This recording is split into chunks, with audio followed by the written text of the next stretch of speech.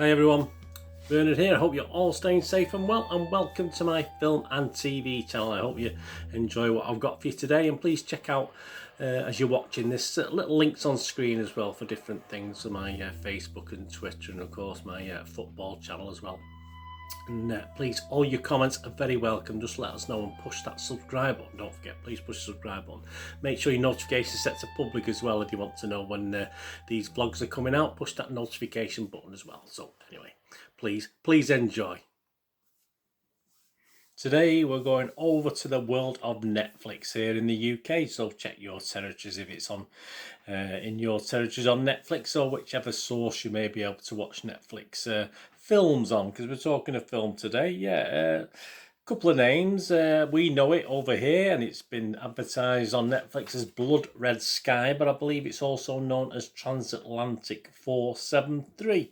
So we're going to have a look at that. 121 minutes, quite long. We'll talk about that in a minute. An 18 rating. German-made Netflix, obviously they're German studios there. And it's an action horror film directed by Peter Thorwarth, who co-wrote the screenplay with Stephen Holtz. It was released on Netflix the day before I'm recording this, so yeah, on the 23rd of July 2021.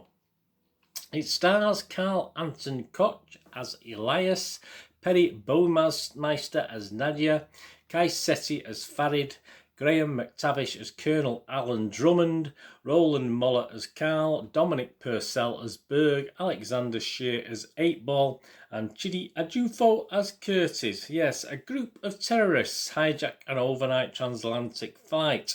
A mysteriously ill woman must unleash a monstrous secret to protect her young son.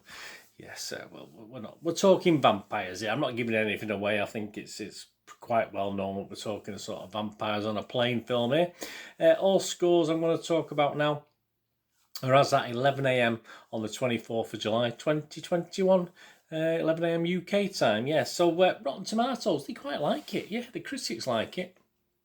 There's not a massive critics, we're only talking 16, but it's got a 75% positivity with a 6.5 out of 10 average, and that's 12 fresh reviews and 4 rotten. So one of the fresh reviews was from Megan Navarro from Bloody Disgusting, obviously some horror sort of blog, whatever that is.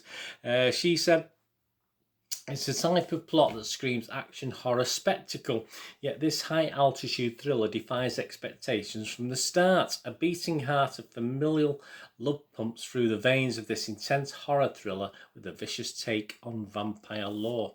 And the rotten, well, yes, there is a rotten, isn't there? There's 4 rottens, but we'll just balance it out with a rotten. Justin Harrison from The Spool. The intriguing ideas Blood Red Sky brings to play go to waste.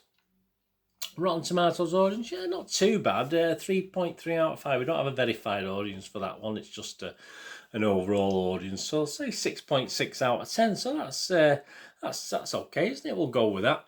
Metacritic, yeah, they didn't like it much, but again, we're only talking 4 reviews, and there was a couple of positive, 2 positive, 1 mixed and 1 negative, but the overall rating is only coming out at 43 out of 100, so it's not mad fantastic. A couple of the positives, one of the positives was Matt Fowler from IGN. He gave it 70 out of 100, the highest mark, and said Blood Red Sky could lose a few minutes. Yeah, that's sort of understating it. It could lose about half an hour. But overall, it's a ferocious and fun merging of vampires and hijackers. Yeah, fair enough. And of course, Brian Tellerico, we have a look at him, don't we? He didn't like it very much. Only give it 38 out of 100 from RogerEbert.com. He said, "From the how do you mess that up school of filmmaking," yeah, I can understand that. Blood Red Sky takes a phenomenal concept that mixes genre hits like From Dusk Till Dawn, Snakes on a Plane, and Train to Busan, and just blows it on poorly choreographed action, momentum draining flashbacks, and an interminable runtime. Yeah, I think it's just been a little bit, just a wee bit over the top. I can totally understand where he's coming from. Internet Movie Database, that's what counts, isn't it? We've got lots of scores out there. We've got over 1,800, nearly 1,900. We've got 1,892 scores and reviews. And of that, it's getting an average of 6.2 out of 10. So I'll go with that. I'm quite happy with that. Internet Movie Database, 6.2 out of 10. That's quite good. And of that 1,892 scores and reviews, 1,300 178, which is 73%, gave it 6 or more. So it doesn't bode too disappointingly, does it? So as I said, it's a bit mixed. There's some ifs and buts, but yeah, we're sort of crawling over that 6 out of 10 watchable rating, aren't we? Right, my little thoughts, very, very briefly.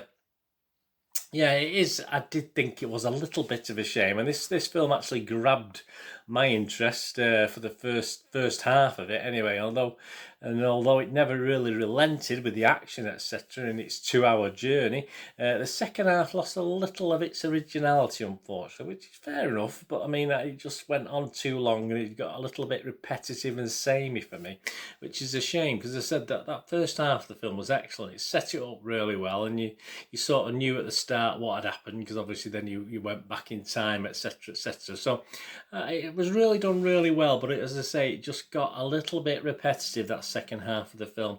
As I said, time wise there, 30 minutes less, I think this would have been a far better film. And there's a lot of criticism out there for the young actor Carl Anton Koch on this.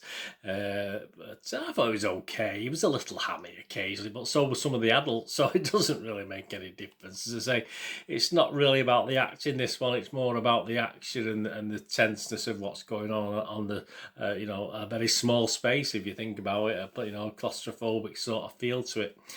Yeah, as I said, the adults were okay. So some were better than others, but par for the course for a, if you like, made for streaming sort of film. So I'm not going to be too harsh on this. As I said, I do have criticism with the length, and I did. My mind wandered just a little bit that second hour, and I did sort of reach for my phone occasionally, have a quick look at my phone while I was trying to watch what was going on the screen, and then if something sounded good, I sort of lifted my eyes up just to watch what was going on. But as I said, it just got a bit samey after that quite impressive first hour, which I really did enjoy, which is unusual for these non-US Netflix productions. Anything that comes up with foreign writing Netflix presentation. This is German, obviously, always worries me a little bit, but no, quite good. I wasn't expecting too much, so I was sort of reasonably impressed. So I said, I'm not going to give it a fantastic score, but I think everyone there is coming up about 6 to 6.5, aren't they? So I'm not going to argue with that. I'm going to give it my watchable rating, which, if you watch my vlogs, is 6 out of 10. I don't think there's anything wrong with that. I have Netflix anyway, and it's nice when you get something on it that you can watch. As I say, I do get Netflix for the TV seasons more perhaps than the films, but it's nice when you get a film that's at least watchable, and this certainly is. As I said, it does have its critics and it does have its problems, but it wasn't half bad. Well, it wasn't half bad, was it? I enjoyed thoroughly the first half, and not quite as thoroughly the second half. Anyway, let me know what you think if you get to watch this. As I say, it's on Netflix UK. Just check your territory wherever you are to see if you can get to stream this one. But it's definitely worth a stream. There's no doubt about it. Anyway, thanks for watching. What are you going to do the rest of the day? Have a great one. Look at yourselves, look at your friends, look at your families. More importantly, let's all look after each other. So we meet here again on the Film and TV channel, or perhaps have a flit across. Have a look at my Citizen channel, my football channel. I only ask one thing of you. That's all I ever ask. Please stay safe, everyone. Thanks for watching. Bye for now.